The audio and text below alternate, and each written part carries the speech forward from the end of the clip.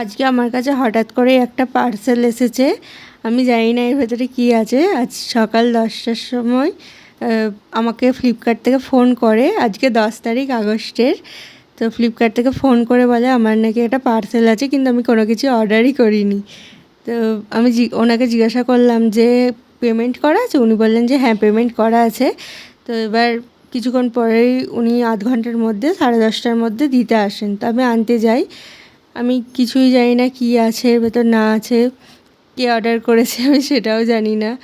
তো এবার গিয়ে নিয়ে আসার পর এই যে খুলছি, মাকে বললাম যে ভিডিও করতে, কী না কী থাকবে আমি তো জানি না, সেই জন্য ভিডিওটা করা আমার। তো দেখো ভিডিও করেছি। এবার কে এসেছেন আমার কাছে শুধু তোমরা দর্শন করো। কি বলবো আর, আমার প্রাণের চেয়েও প্রিয় কেউ। তো তোমরা দর্শন করলেই বুঝতে পারবে কার কথা আমি বলছি। কতটা যে আমার সৌভাগ্য, আমি নিজের চোখে বিশ্বাস করতে পারছি না এখনো পর্যন্ত যে উনি আমার কাছে সেবা নিতে এসেছেন।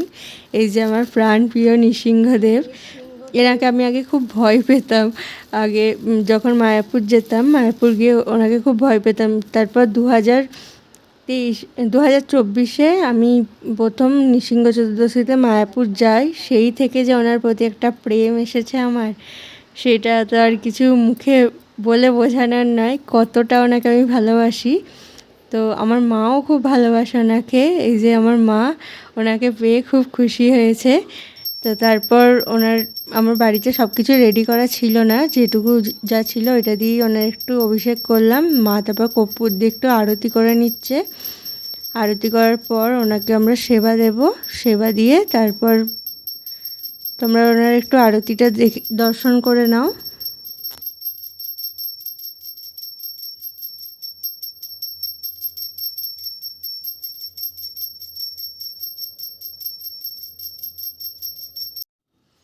আমি জানি না উনি কীভাবে আমার কাছে এলেন বা কার মাধ্যমে এলেন, তাকে অনেক ধন্যবাদ।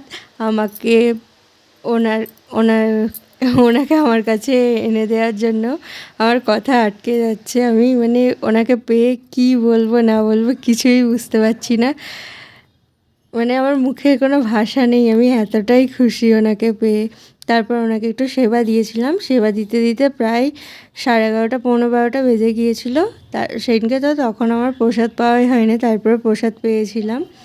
এই যে দর্শন করো তোমরা, কত সুন্দর দেখো। জন্মাষ্টমীর আগেই নৃসিংহদেব, প্রহ্লাদ মহারাজ দুজনেই আমার কাছে চলে এলেন।